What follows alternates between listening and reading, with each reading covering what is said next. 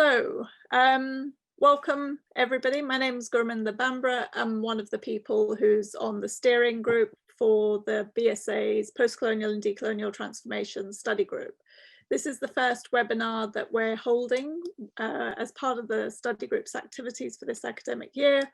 And together with me, there's Ali Megji, who's co-host of this webinar. In case anything happens to my internet, he'll take over seamlessly.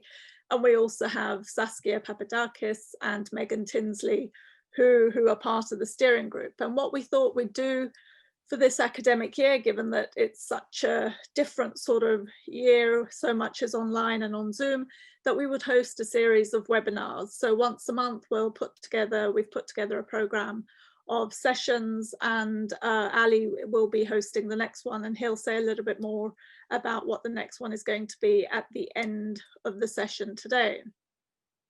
Just to tell you a little bit about the study group, it was set up to provide a space for sociologists interested in examining the ways in which colonial histories have configured present societies, and to think about the ways in which those colonial legacies continue to inform the present in quite sort of palpable ways.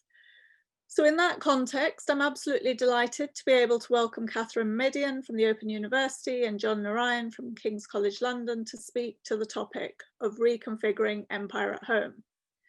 I'll introduce them more fully in a moment, but I just want to say a few words sort of setting out the theme for today's event. I guess it's not really escaped anybody's notice that over recent months, possibly over the last 4 years, perhaps longer, there's been a real intensification of the expression of questions such as who constitutes the nation and who is legitimately entitled to share in its resources. The answers that tend to be given to these questions are generally exclusive of migrants and minorities. But what the last few months, as we've been dealing with this COVID-19 pandemic, have shown us, however, and shown us quite explicitly, is that we are empirically a multicultural nation, and that this nation couldn't function without its ethnic minority citizens and migrant populations, both settled and temporary. And indeed, it's really these populations that are disproportionately carrying the burden of maintaining the nation's health and lives under lockdown and all the various tiers of lockdown that we're sort of witnessing at the moment. Whether we look at the NHS or at key workers staffing supermarkets and corner shops, delivering food, other necessities, operating public transport, cleaning workplaces, collecting rubbish, and being chartered in to pick fruit and vegetables, many of these workers are disproportionately migrants, both from the EU and further afield, and ethnic minority British citizens. And one of the reasons why we, and I use that we advisedly, sort of suddenly became aware of them, is that they were dying in proportionate numbers. Their deaths were not hidden, at least not initially. Their faces were on the front pages of newspapers and across social media feeds. Their contributions to society, their integration within it, was amplified by their deaths in service to us all. Interestingly, while the deaths are continuing, the representation across various media outlets appears to have vanished. So there was a moment when there was a real sort of explosion of understanding, or at least a visibility being presented to the different citizens that make up the nation. And that created the possibility of a moment for things to be thought about differently, possibly. And it's interesting how quickly that gets closed down. Now, the two speakers today in different ways address the broader context of these issues. I'll introduce them both now, and then they'll speak in turn. Kathryn Medien first, and then John Ryan. So first up, we'll have Dr. Kathryn Medien, who is lecturer in sociology at the Open University. Her earlier research has included articles on Foucault in Tunisia and Palestine in Deleuze, and her more recent research addresses policies that were introduced as part of the government's hostile environment to expand border enforcement into the NHS and to restrict access to healthcare. Her talk is titled Internalized Empire. Our second speaker will be Dr. John Narayan, who's lecturer in European and International Studies at King's College London. His earlier research has focused on the transnationalism of Black power and the political theory created by groups such as the Black Panther Party. More recently, he's examined questions of imperialism and the NHS. And his talk is titled "The Imperial Health Service After the Clapping Has Stopped." They both promise to be exciting talks, which I'm sure will generate a lot of discussion. So please do feel free to put questions into the Q&A function. There's a chat function, which you're welcome to use just to chat. And then if you want to ask a question of Kathryn and John, please put it into the Q&A button at the bottom, and I'll collect up the questions and put them to the speakers after their talks. So first up is Kathryn. I'll pass over to you. Hi. Okay, I've got some, yeah, you can see me now. Okay, I've got some slides that I'll share in a minute. But firstly, thank you for inviting me to speak at the first Post and Decolonial Working Group seminar. I hope everyone's well. Thank you for joining. What I'm going to be talking about today isn't our current moment directly, although in many ways I'm talking about some of the earlier histories that might help us understand today. So I'm going to be talking about some research that I've been conducting over the past year and a half into what could be understood as earlier iterations of what we're today terming the hostile environment. And by hostile environment, I'm referring to the set of policies that were announced by then Home Secretary Theresa May in 2012 and that brought into being the 2014 and 16 Immigration Acts, which have seen statutory borders introduced in different arenas of welfare and everyday life, from housing and homelessness to domestic violence services, banks, employment, the NHS and elsewhere. And that have led to an array of data sharing processes between various government departments and the Home Office, and that have turned workers and publics into agents of immigration informants. So talk of our welfare state today and entitlement to it often falls back on a nationalist frame, which was something that Gurminder was just talking about. On the one hand, we see this through claims that Britain's resources ought to be the sole preserve of the British, who are understood as white. And on the other hand, through calls to remember or revitalise the principles of post-war democracy and ideas of a universal welfare state. And we see these nationalist frames in the construction of these good migrant workers who come here and contribute to the British economy. They work in the NHS, it's a source of national pride.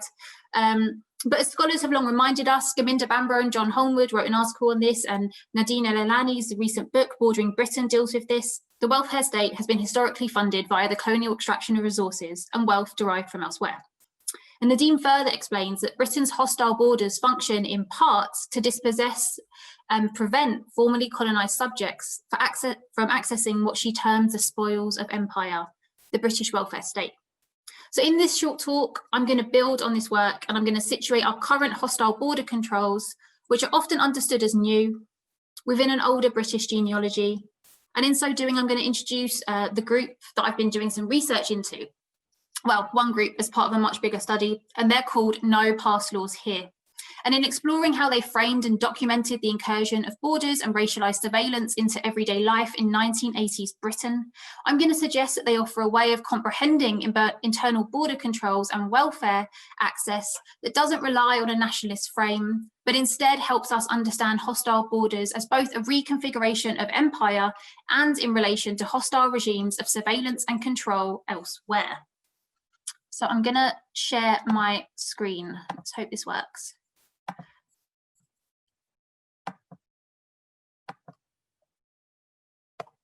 Okay, so following the 1971 Immigration Act and the 1981 Nationality Act, which shifted or refocused border controls from external ports of entry into agencies and institutions within Britain, a group called No Pass Laws Here emerged as a coalition between migrant organisations, welfare action groups, law centres and other community groups. For example, the African Refugee Housing Action Group, Oldham Law Centre, Greenwich Welfare Rights, Hillingdon Legal Centre, among many others. And they sought to both document and challenge the increasing internal activities of the Immigration Service and the growing array of policies and formal and informal procedures that required racialised people living in the UK to show their passports in order to receive welfare services and access employment. And at their inception in 1981, they produced a series of leaflets, and I'm going to read part of one of them to you now. You probably can see it. No Pass Laws Here is the slogan of a campaign being mounted by several organisations. We want to document and we want to demonstrate and expose the extent of internal immigration controls.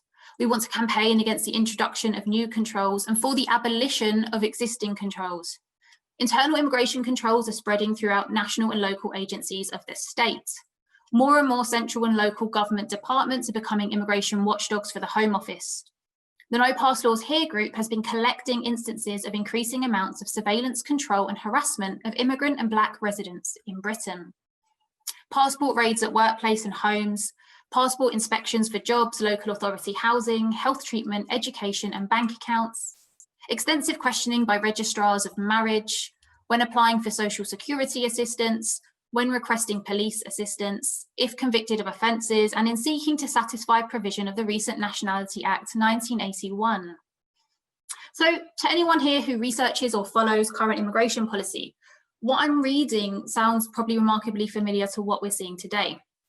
And in seeking to document, challenge, and ultimately abolish border controls, the No Pass Laws Here group produced regular bulletins and newsletters that documented cases of internal borders in education, housing, social security, healthcare, workplaces, and banks. They also produced and translated information leaflets and booklets about policy changes. They held workshops and conferences, and through law centres, they sought to legally challenge individual and collective cases. They're taking their name from the pass law system of apartheid South Africa. Throughout their work, they did a number of things that I think are important. They raised concerns about collaborations between immigration enforcement, police, bosses, and unions.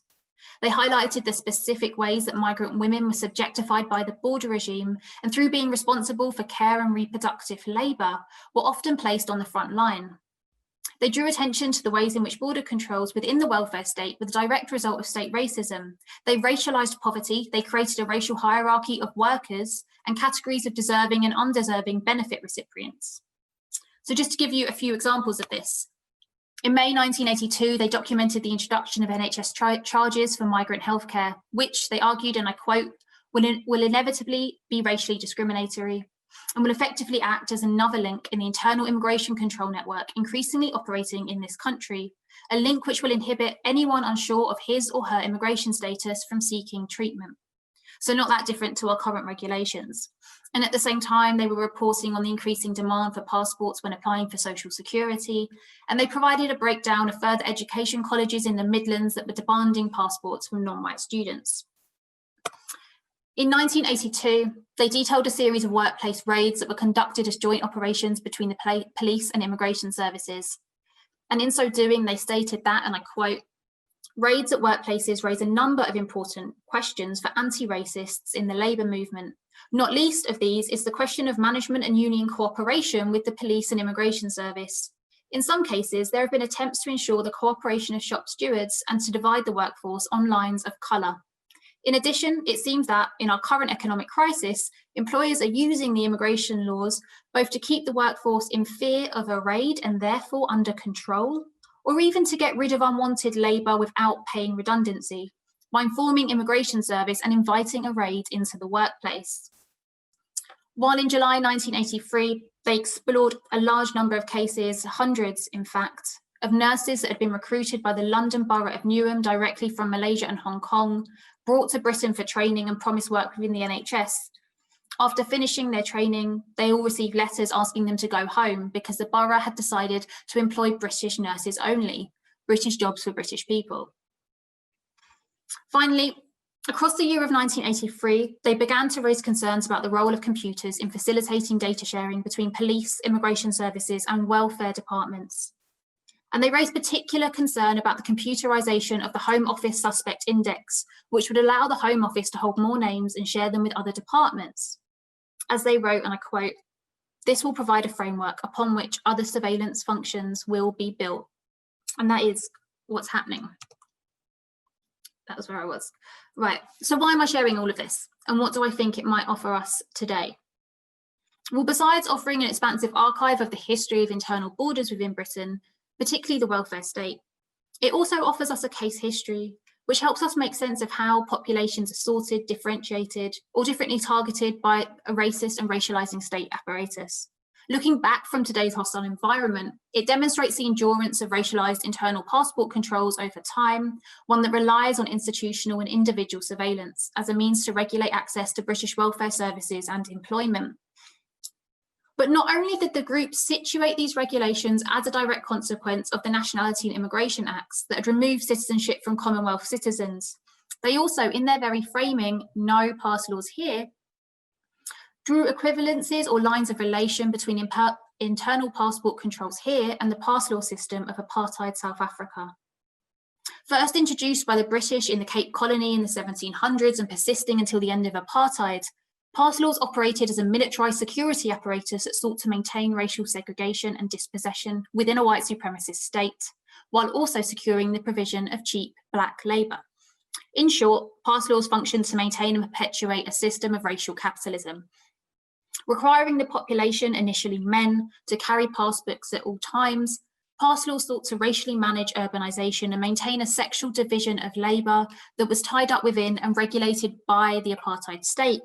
And importantly, in the wake of apartheid, numerous scholars, including Cindy Hamovich and Kathryn Besterman, have detailed how guest worker programmes in the global north have been directly modelled on South Africa's pass law system.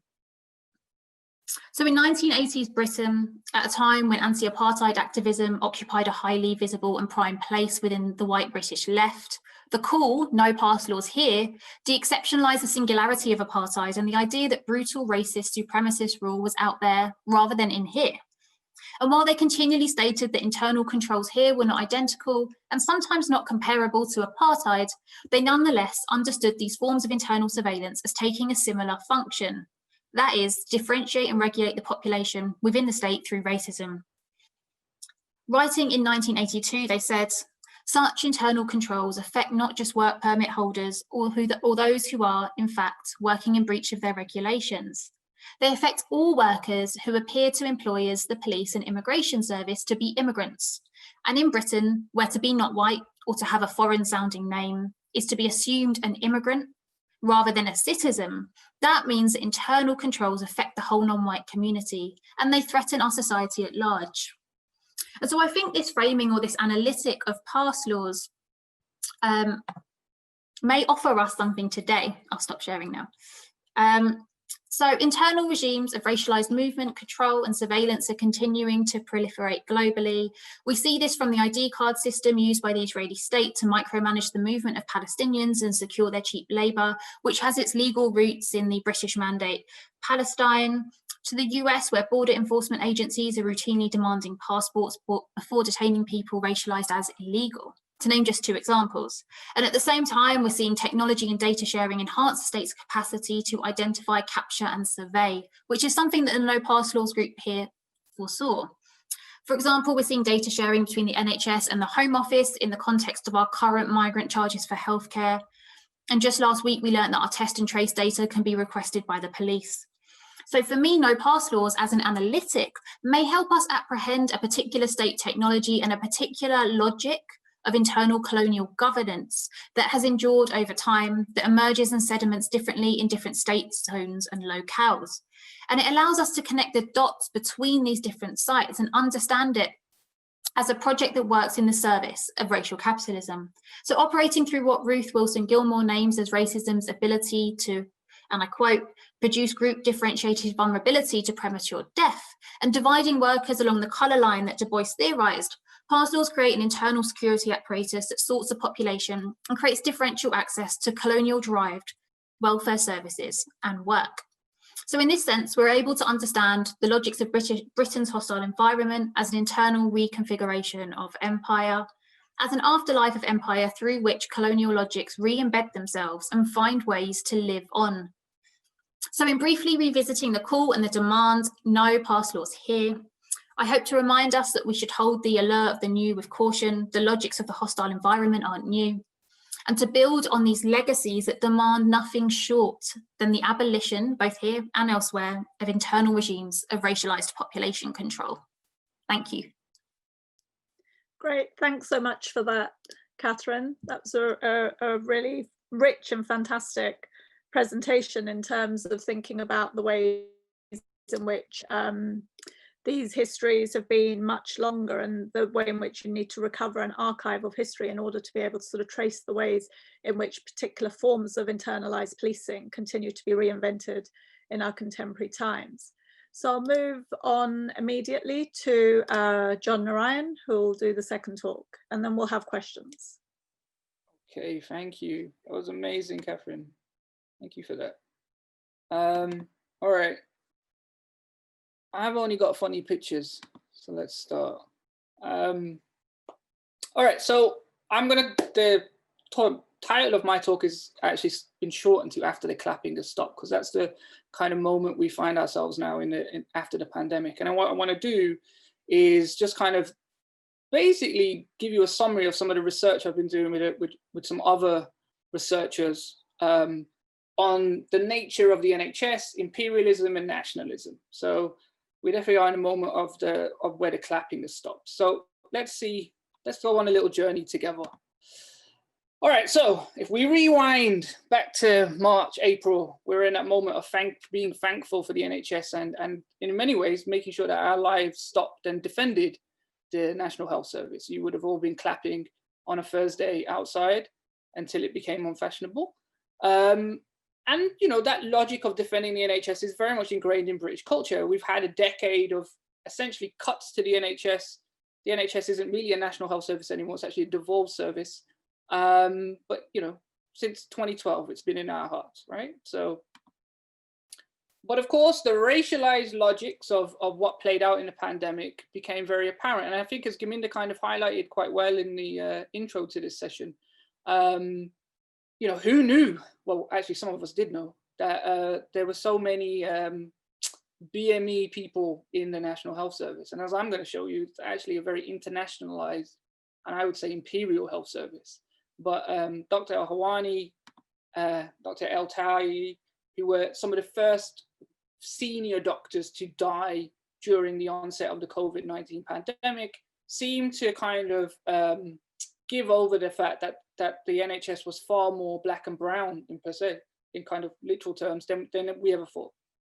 And this is kind of reflected in the figures. So 21% of all staff in the NHS or in our health service are BAME.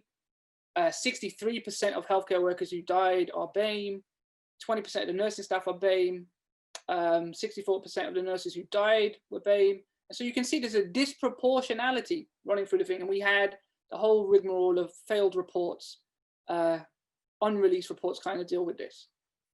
From a kind of perspective of looking at how the National Health Service was constructed, how it's run and how it extracts certain people, this actually isn't very surprising. But again, as Gurminder said, this became highly visible for a few months and has seemingly disappeared.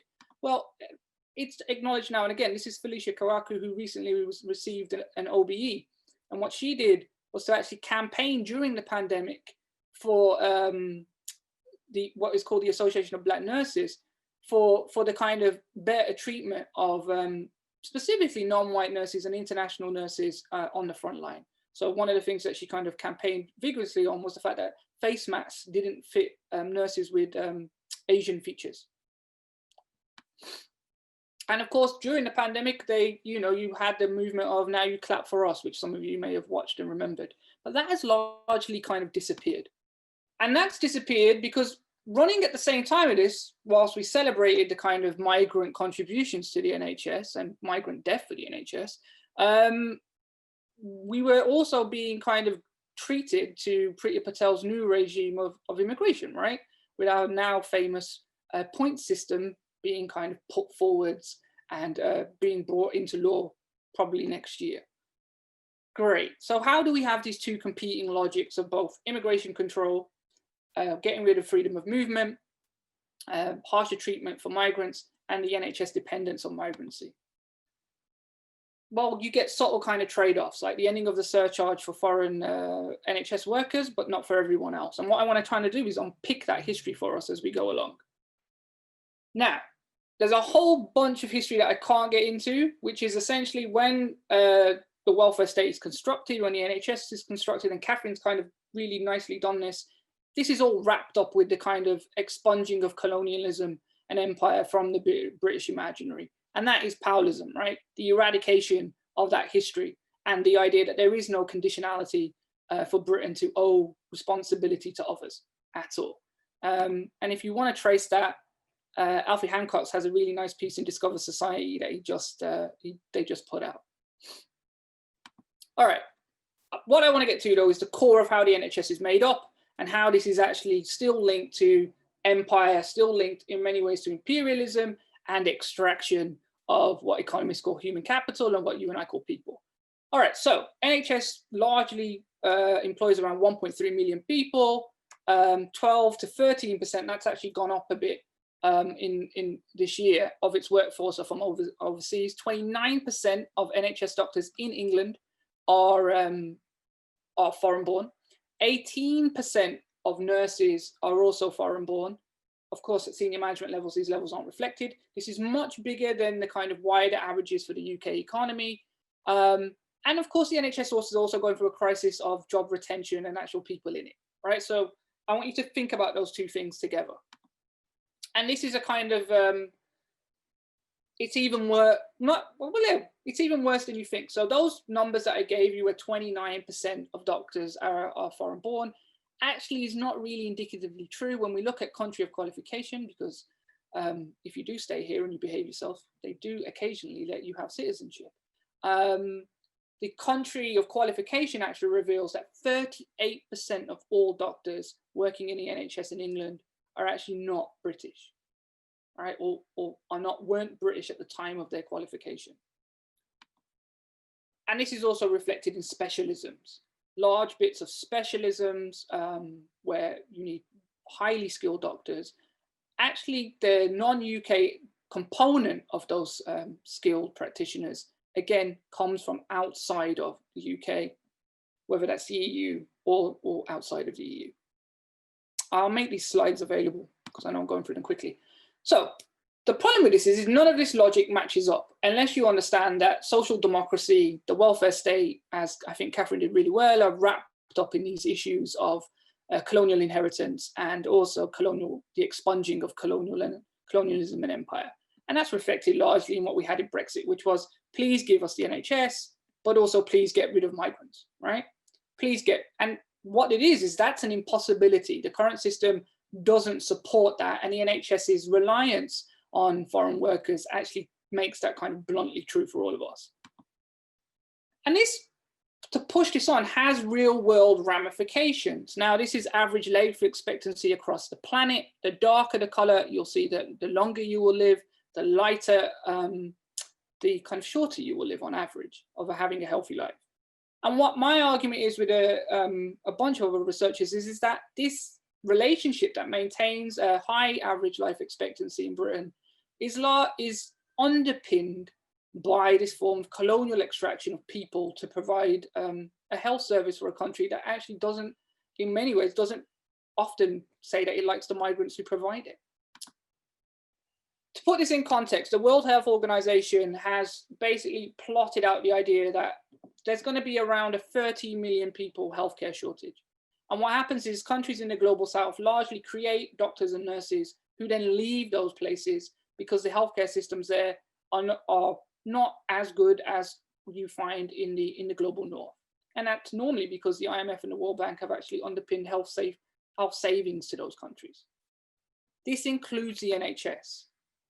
And you can find this logic running through the NHS in things like the Earn, Learn and Return scheme. So the Earn, Learn and Return scheme, which was kind of created by the Conservative government in 2017 to cover a shortfall in nursing across the NHS, kind of gives the best example of how this logic of, well, you need migrants, but we can't really admit that this is a colonial extraction, so we'll just hide this, is under this Earn, Learn and Return scheme. And under this scheme, nurses from the Philippines, India and Jamaica were targeted to come, train and work in the NHS, but after 3 years, be sent home. Partly on a humanitarian level, because the argument was, well, these people shouldn't just get to leave their country and not contribute back to their home country. But ironically, I think you can actually tie it to this logic of immigration and driving down numbers. And this is massively imperially extractive. So in December 2018, there were around 450 Jamaican nurses working in the NHS, which was around 10% of the total nursing population in Jamaica at the time. The chair of the hospital, University Hospital of West Indies, basically said this is poaching. to take his quote, "We train them for a fraction of the cost of what it costs you in the UK, so it's an economic issue. There's a great saving in poaching." This becomes even bigger if you look at certain other countries. So a country in the news at the moment, which is Nigeria. Nigeria basically has, there's around, it's gone up a bit from 1890, it's around 1905 at the moment, doctors working in the NHS who have Nigerian nationality. And what you see is that's around 5% of the current number of Nigerian doctors working and practicing in Nigeria. And Nigeria has a shortfall of doctors for its kind of own population. If you dig deeper into the figures and you actually go into the kind of historical relationship between Nigeria, UK and the NHS, what you'll find is the actual numbers of doctors who are registered with the General Medical Council comes to around 14% of the current numbers of Nigerian doctors practicing in Nigeria. And to train doctors is highly expensive. And when you dig down into this, this actually saves the NHS millions and millions of pounds. And so to go back, and just to end, I'll end this like really quickly now because I know I'm running out of time. This logic of trying to provide a welfare state, but while at the same time trying to eradicate the kind of people who provide that welfare state, which is the hangover of British social democracy and the end of empire, is really, really quite pernicious, right? Because what you end up with is a kind of false reality about who is entitled and who isn't entitled, who should inherit and who should not inherit the kind of national welfare state. So you'll end up with these stories about a Nigerian woman coming over here and having twins and then being given a bill for £350,000, but seen as a health tourist. But my argument would be, what about all the money Britain owes Nigeria for the doctors it takes? Or someone like Simba, who was a Zimbabwean national, been here since a teenager, had a stroke, but because he was hadn't become a British citizen, was charged £90,000 for having a stroke. This is a kind of the tension that runs through a system that claims to be national, but really has never been national from its inception right up to its present. And so just to kind of, this is a long quote, and this is the kind of logical conclusion that me and my fellow researchers came to, which was, in the current moment in debates around austerity, the National Health Service, in some ways it doesn't make sense, if we understand the history and who works in the NHS, to just simply end up back with an argument about funding the NHS as a national point of entry, free for British citizens. In fact, we have to change the whole way that we see the NHS, and so that things like health tourism, actually just health tourism shouldn't exist, because naturally the system should actually kind of be more universalized. And we can talk about that more in the Q&A. And so I just want to end on this point. The two biggest events of this year for the kind of research I do has been the re-energizing of Black Lives Matter and anti-racism, and of course, COVID-19. And when you draw these two things together, I want to kind of get at what I'm getting at here.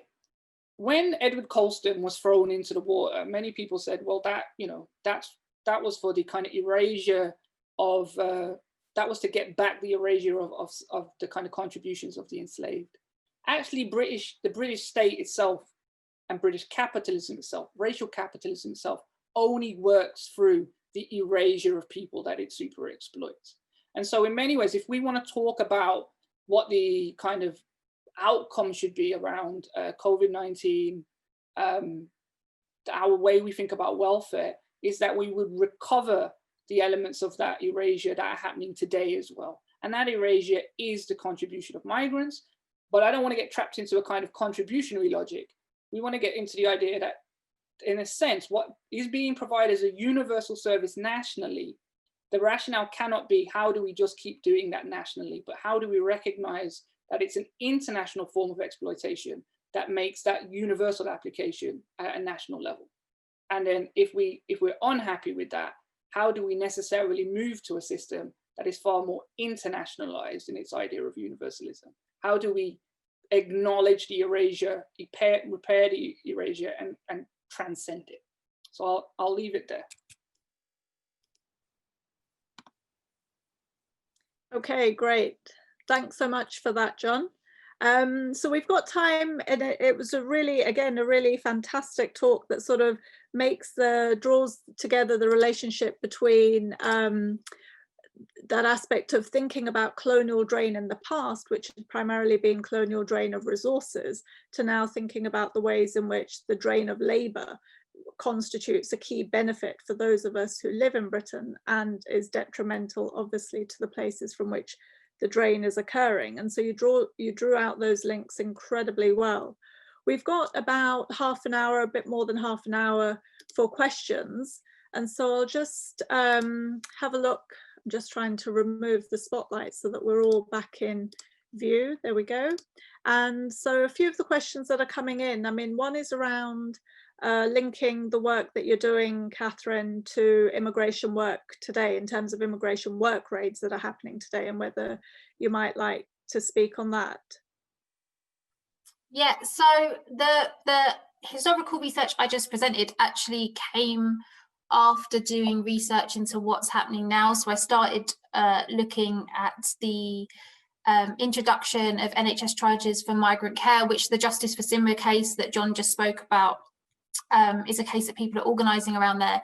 And then looking backwards. So I have been looking at it in terms of actually looking at raids on workplaces. That's not like exactly what I'm looking at now, but yeah, they're still ongoing. And Corporate Watch have produced some really great guides on both the state of raids right now, and they've also got this really long PDF book that's called the UK Border Regime, A Critical Guide, which kind of provides a history of raids.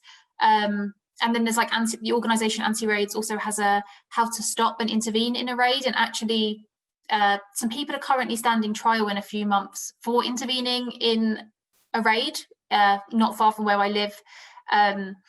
So it's definitely something we need to be aware of, and I think we should all learn how to be intervening in raids, but it's not part of my current research. Why are you laughing at me, John? Thanks a lot for that, Kathryn. I like the idea of intervening in raids. Pardon? I said I like the idea that everyone should learn how to intervene in a raid. Yeah, if you could just go on Anti-Raids website, like you can download a guide like how to stop an immigration raid if you see one, and it's not illegal to do so, and we should all know how to do that. Standard. Thanks for that. So that question was from Vivian Hales, and she'd also asked a question of John in relation to the sources. I mean, John, do you want to maybe put that into the chat for everybody so that I'll put the paper. That would be great. One of the other questions that's coming up is from Lydia around how do we, that it's interesting to embed contemporary crises and histories of colonialism, and how do we understand the move today in terms of, I guess the question is really about that simply having diversity, particularly when we're thinking about the Home Secretary, Priti Patel, the Equalities Minister, and so on, isn't necessarily the answer to the sorts of questions that are being raised. And so how would you address that sort of contradiction? Is this new, comparable to things that have happened previously in terms of thinking about imperial rule? Who would like to? John, do you want to go first? Yeah, sure. I will start with this one about this representation, is that you do not ever have to convince brown and black people that brown and black people necessarily are not all good, because we all necessarily know brown and black people who are not normatively good, right? Some of them are in our families. So yeah, there is a problem of being able to kind of deal with this, but this isn't a new issue. If you go back to the colonial times, there are natural facilitators, and more recently, I mean, this big debate around black and brown high places is a key cornerstone of the debate around the emergence of British multiculturalism in the early 80s, right? I mean, any Sivanandan paper after 1981 is typically about this issue. How do you deal with people who necessarily usurp the anti-racist cause by giving us representation? My argument to that would be there is a whole history of anti-colonial, anti-racist class analysis, which does race, class, and gender together, which basically cuts through all of this nonsense. That's why, you know, was it yesterday or the day before we had the minister saying schools are teaching critical race theory? Did you see that? Apparently schools, I don't even know any universities teaching critical race theory. So I think we just deal with that in the same way we would do, which was we present an anti-racist position, and an anti-racist position just simply doesn't give any truck to this politics of representation. But it is very difficult to get over. Great. Kathryn, would you like to add anything to that? I actually missed a bit of the question, so no, sorry.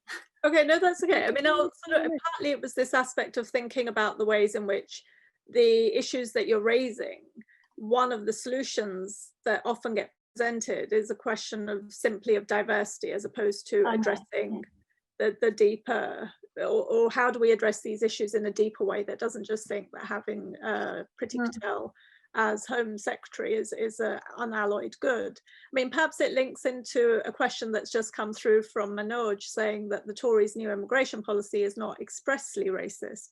It's more a human capital-centered approach to migration. Do you think that this prima facie race-blind approach still has racialized effects? Yeah, so I guess what in some ways I'm trying to think more about, and what I was sort of trying to talk about a bit, was how the logics, right? If we think about what are the logics of colonialism, what are the logics of plunder, what are the logics of racial capitalism, and how are they re-embedding themselves in the present?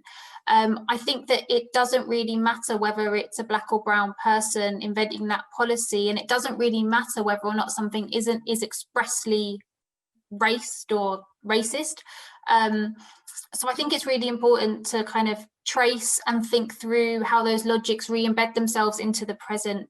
And I think that, I guess what I was trying to say was, for me, doing that helps us understand how our conditions are shared, how our subjugation here and our hostile migration policies here are intricately linked to what is going on elsewhere. And I'm not sure that Priti Patel is the answer to that. Mm-hmm. Would be an interesting question to which she was the answer. There's another question that's being posed from Gwyneth around whether, Kathryn, again, this is directed towards you, if you could elaborate on the gendered aspects of the no pass laws, because you mentioned the recognition of women as on the front line because of their caring responsibilities, and if you could say a bit more about that. So something that I noticed, so it definitely wasn't like completely always streamlined throughout, but something that was often drawn out was that these internal immigration controls always seem to place women on the front lines, and this was something they explicitly said. And this was because women take kids to school, and then if you get to school, when you get asked for your passport, who's got to produce the passport? A woman. Women often take people to the doctors or have to attend to their own reproductive health care, so often end up having to go to the doctors more often, like in a situation where people are trying to avoid border controls in a hospital, which is obviously what we're seeing today with the current charges for maternity care disproportionately impacting women, in part because they have to come forward because they're about to give birth.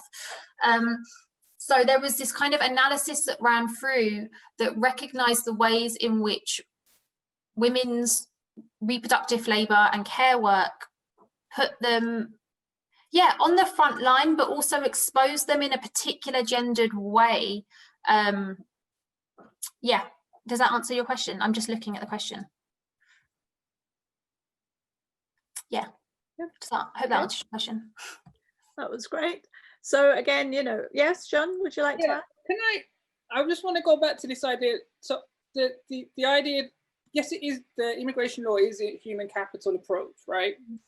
But actually, historically, if we look at this from a political economy perspective, it's not that it has racist effects, it's that it has a racial history, right? So I gave a paper at SOAS on November the 4th online. You should come, because it addresses this. And it's a fixing of what British political economy is in the 70s from an anti-racist position. Is, well, when we enter the EEC, I'm supposed to write this up, but the pandemic turned up. There's lots of material from anti-racist groups saying, that they want to turn us into Europeans. They want to turn black and brown people into EEC citizens and rob us of our citizenship, right? And Sivanandan writes at the end of the 70s saying, well, Britain fixes its political economy with a deal with Europe, which is a colonial relationship, and its old colonial relationship, and this is the political economy of Britain moving forward. This immigration law largely is still working within those parameters, but now it reduces an EU citizen back down to the logic of a non-EU citizen by choice, right? So it's not that it has racist effects, it's that the actual whole history of British immigration law is underpinned with a racial logic, right? So like on the face of it, it looks like human capital, but it's actually playing throughout this kind of schism, and we'll kind of have to see what happens with the effects of it. So I think it has to be kind of seen in a slightly different way. Mm-hmm. Great. And now we've had another couple of questions come in. One is asking about the successes of the no pass laws and what can campaigns in the present learn from that. And that's linked to, and that's from Andrea, and it's linked to a question also by Stephen saying, you know, that what is, how do we turn these solid positions of conviction and the rigorous research that underpins them into effective widespread political action? So in a sense, how do we move beyond a Zoom seminar that's talking to people who are potentially already interested in these issues to spreading these issues out more broadly? Kathryn? Yeah, so one last thing to go back to the question on gender and women. The other thing that I just thought was really interesting that I didn't mention was that in part, most of the kind of prevalent analyses of the South African pass law system always have to centre gender because it was men who were first subjected to them, and then when they started and then that kind of created an internal division of gendered reproductive labour within Black South African society, and kind of perpetuated a particular regime of patriarchy. And then when they started trying to extend the pass laws to women, that was when the uprisings happened, that was when the Soweto massacre happened, and so there was always there was often a kind of talking about how that kind of colonial installation of a patriarchal regime of capitalist reproductive labour was also intrinsic to internal immigration controls in Britain. So that's another element to it.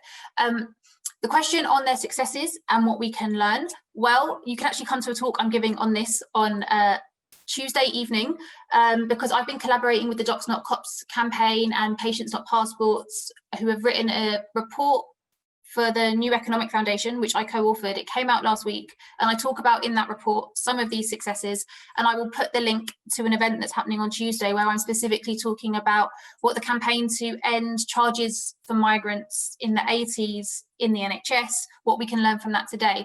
But just some of their headline successes, like alongside just regularly legally challenging cases. And one thing to say is that the key difference between the hostile environment and what was happening in the 80s is that some of these weren't statutory duties. That makes a really big difference when you're trying to challenge them, because it makes non-compliance a lot easier when you're not about to go to prison.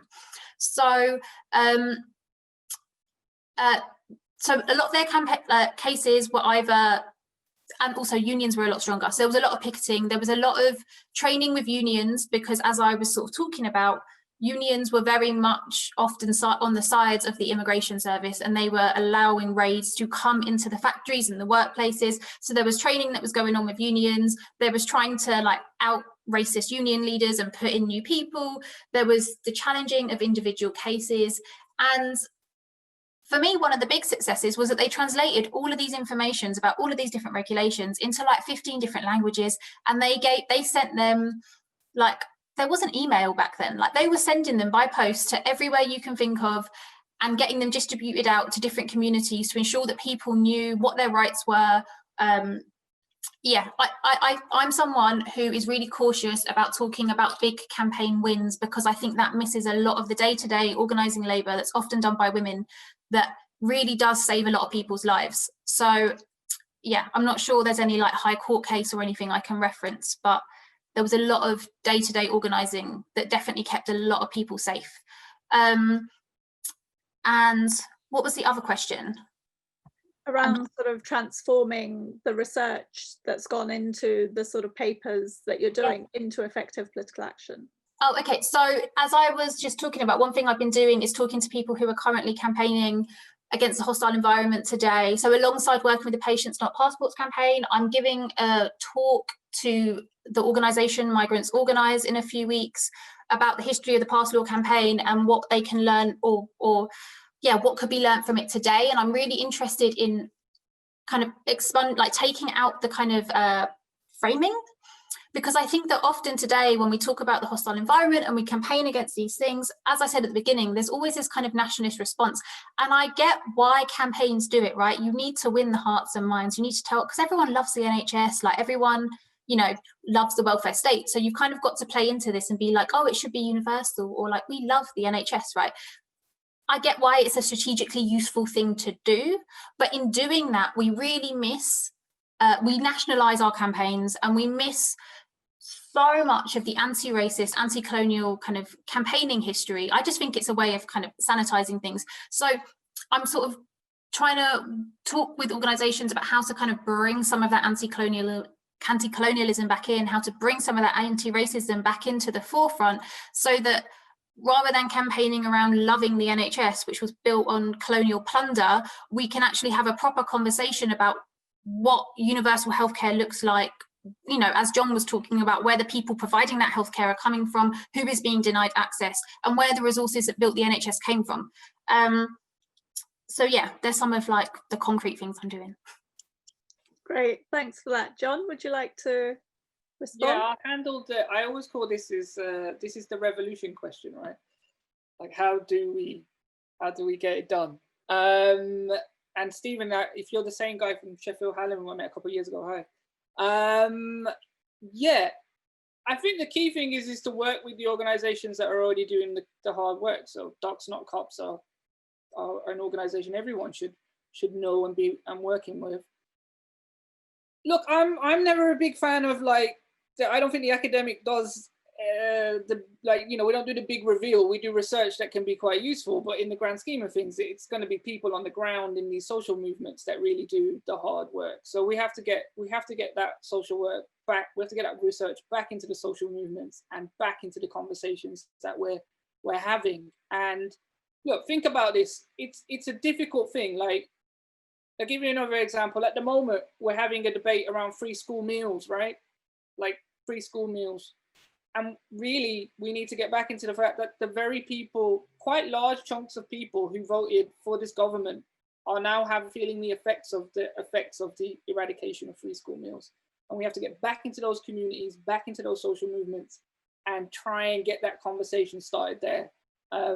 These Zoom calls are lovely, and it's lovely to hang out and see people, but that's where the real action is going to get done, if it's to be done. Okay, great. Thanks for that. We've got a few more minutes because we're scheduled to go on till about 4:15. So if people do have more questions, feel free to post them. One of the things is, if Kathryn and John, you could sort of perhaps put into the chat the links for the other events that you're going to be talking at, so that people are aware of those. That would be great. One other question that came in earlier, and well, both of your talks are really about looking at the structures that produce the current situation and examining the ways in which these particular forms, both of sort of colonial legacies and how they configure the present in very particular sorts of ways. And one of the questions that came in a bit earlier was asking you to reflect on the sorts of informal internal bordering that's often presented in the sense of, you know, well, where are you from? Where are you really from? And that sort of questioning that goes on. And there's been much on Twitter and in social media recently about doctors of different ethnic backgrounds being sort of questioned about that and stuff. And so there was just a question asking you if you had any comments on that, in terms of, I guess perhaps also, is it just an overreaction, or is it something that requires to be taken seriously and addressed in some way? Would either of you like to?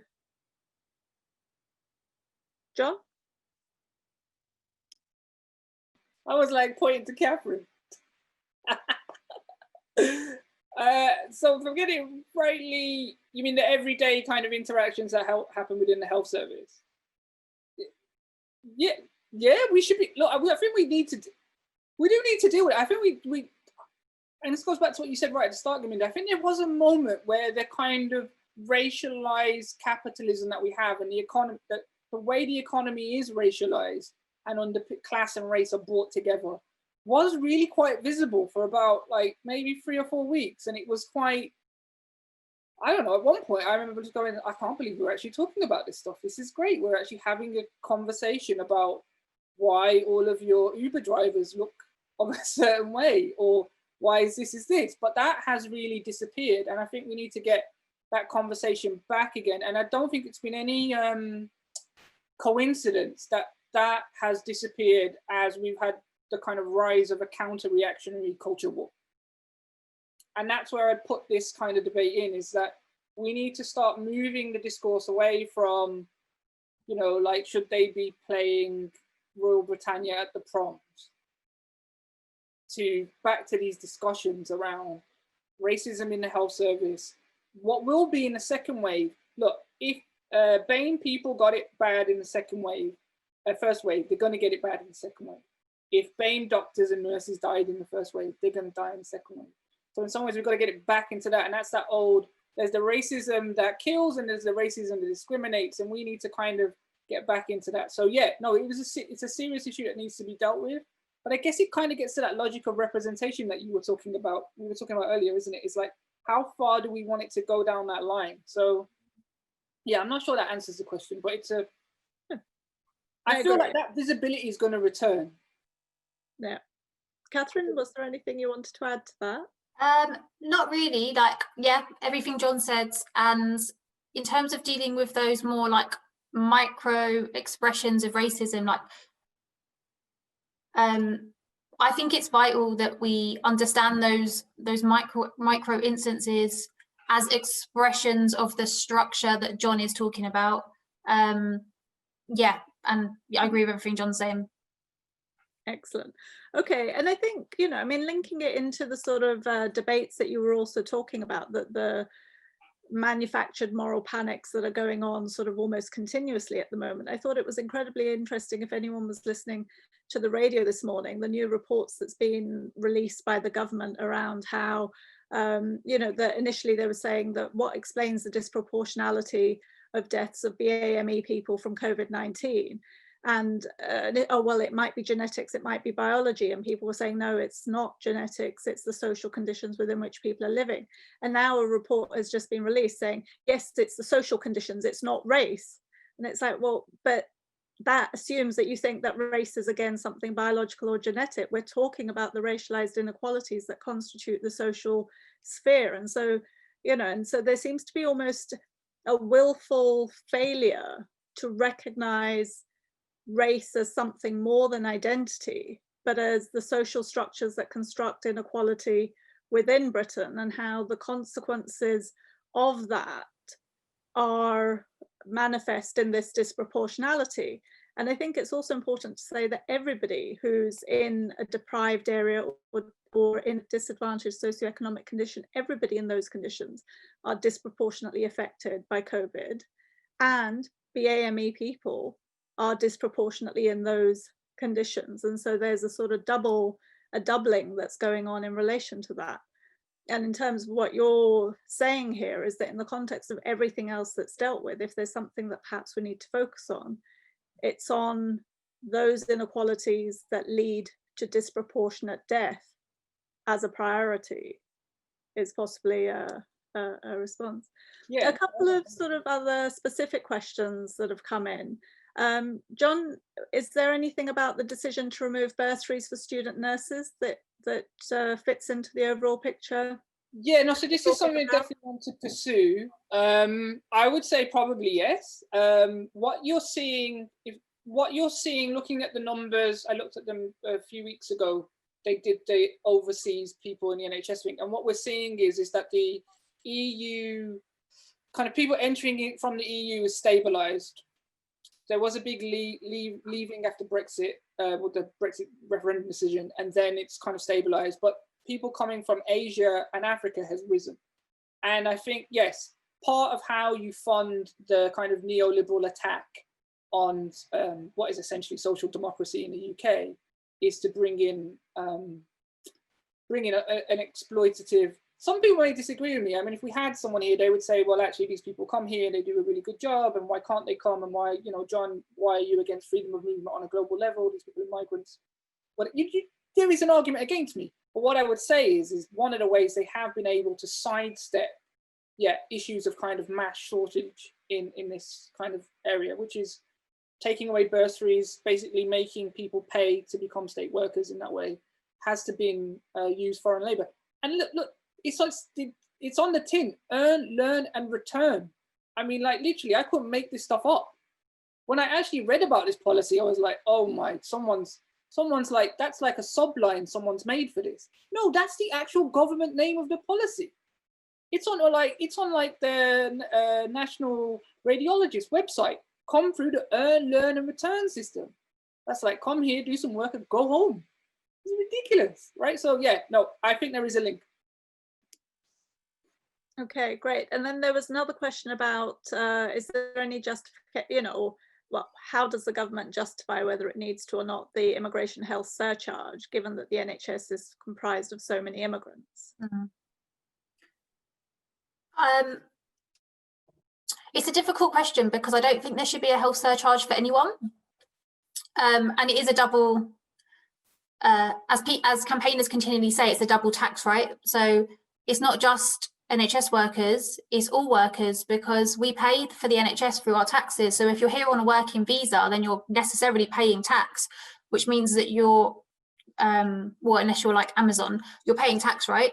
And that tax is going into the NHS. So then paying the NHS surcharge is a double tax, which is a just direct discrimination against people here on tier 2 and other visas. So I think they justify it in the same way, I guess they're justifying it to everyone, like that you just have to, if you want to be in this country, you've just got to pay this double tax. And I think there's really large numbers of migrant workers in other industries. And I think that sometimes we can fall back into this idea of, oh, but they work for our NHS and our NHS helps us all, so why should they have to pay it? Actually, the cleaners and the caterers and all the other people who are paying it also do a lot and are also disproportionately harmed by all of the things Gurminder was just talking about. So I don't know how they justify it, but I think we should scrap it for everyone. John, did you want to add anything? No, that's it. Get rid of it. Mm-hmm. I mean, one thing that I think is also quite interesting to think about it, and I don't know whether either of you have sort of thought about it in that sense, is that when the NHS was set up, in the same way that British citizenship in 1948, when it was first established, was actually open to every member of the British Empire. So in 1948, when the British Nationality Act was passed, British citizenship was given to 850 million people. Now, there wasn't necessarily an expectation that this 850 million people would all come and make use of British citizenship, but nonetheless, it was what was established. And the NHS, as it was established, was also established free at the point of use and so on. And so when people were in Britain, they did have the right to use the NHS for free, and there was no sort of, so you could say that in some way the things that are being discussed in terms of getting rid of the immigration surcharge, making it free at the point, these were things that were there at the outset. And they may have been there at the outset because they didn't expect there to be many people coming in and using them. But nonetheless, these are restrictions that have been gradually put into place in order to delimit that use. So there's been a narrowing that's gone on. And so, and I understand what you're saying about the sort of romantic histories of the NHS. I absolutely agree that we need to have a proper understanding of the history of the NHS. But are there some aspects that can be retrieved and woven into a different sort of story? Yes. Yeah. I'm saying all of this when I tell you I couldn't live without the NHS, right? Like it saves our lives, right? It is a lifeline. I'm not, you know, I don't know what, I'm not suggesting that we don't have a universal health service, but something important to remember is that the provision to charge people actually dates back to the founding of the NHS, and the provision to exclude people from NHS care also dates back to the founding of the NHS. And then it first comes about or gets introduced as the charges that I spoke about in 1982 and that's when that campaign came up, no pass laws to health. So it's not that it was never there. Just, yeah, it was there in the past. And was it mobilized in the same way? Because I just find it interesting that it's in 1982, which is after the 1981 Citizenship Act, which has absolutely reduced the scope of British citizenship. And so then you have an absolute reduction, or the beginnings of a real reduction of access. So were those provisions mobilized previously? So some of this stuff it's quite hard to find out. But what I know is that before 1982 or 1981, when the policy got designed in tandem with the Nationality Act, was that people were being asked for their passports in hospitals. And they weren't being charged, but people were being denied healthcare. And this wasn't a routine government policy, but that it existed. For example, I was recently reading the workers' inquiry that was produced after the murder of Joy Gardner. And many of the people who wrote statements in that workers' inquiry talked about how they'd been asked for their passports in the NHS as a way to kind of conjure up a scene in which what happened to Joy could have happened. So it's clear that there is evidence that like passport controls were there, but the first time they seem officially brought in legally seems to be after 1981. And then I was going through the case history in the archives of like people who charged them. So it was a lot of Indian and Pakistani women who were being charged for maternity care in the Midlands. And they were all saying, no, we're British citizens. Like, we came here as British citizens. We just never applied for passports, but we came here as citizens. And they were being charged for their maternity care. And it was a similar thing today, as we're seeing today. Like, it was very difficult to challenge those charges. They were told they'd be deported if they didn't pay those charges. And the reason that those charges stopped operating, and now they've come back, is because hospitals stopped complying because it costs them so much money to implement them. So the policy was designed to stop health tourism and to save the NHS 5 million.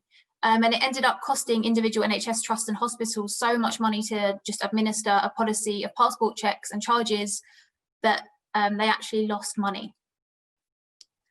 I mean, this is sort of fascinating stuff.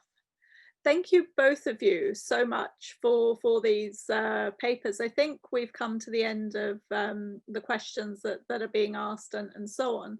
But I just feel like I've learned a huge amount in listening to these, and there's so much more to explore in what you've been presenting. So a big round of applause from everybody for those two papers. Before everybody just leaves, I'll pass over to Ali, who's been patiently sitting here, who's going to host the next BSA Postcolonial and Decolonial Transformation Study Group event, and he's going to tell us a little bit about what that's going to be about. Cool. Well, thanks, because those were two amazing talks, and you know, it's only been a matter of weeks since Boris Johnson was talking about, you know, not having a wetness or a self-recrimination about our history. And I think that what you both did as well with the conversation afterwards was show that the study of the past of empire and the logic of coloniality more broadly just has so much significance for understanding contemporary social processes. So it's really, it was really cool to start off this BSA working group with these talks. The next one's going to be on the 19th of November, Thursday, the 19th of November at the same time, so 3 o'clock until 4:15. We'll be joined by two academics from the States, Professor Jose Itzigson from Brown and Professor Karina Brown from UCLA. They're going to be in conversation about one of their recent books, The Sociology of Du Bois, Racialized Modernity and a Global Color Line. With this kind of resurgent interest in Du Bois, we find that quite a lot of it's focused on his kind of contributions around analysis of US society. This talk's really going to be focusing on the more global dynamics of his thought and what it would mean to kind of think about Du Bois as one of the early pioneers of a post-colonial sociology. So I hope we can see many of you again. We're going to email details about that in the coming days. Okay, great. Thanks so much for that, Ali. And thanks for everybody for coming along. And we'll say goodbye. Thanks. Bye.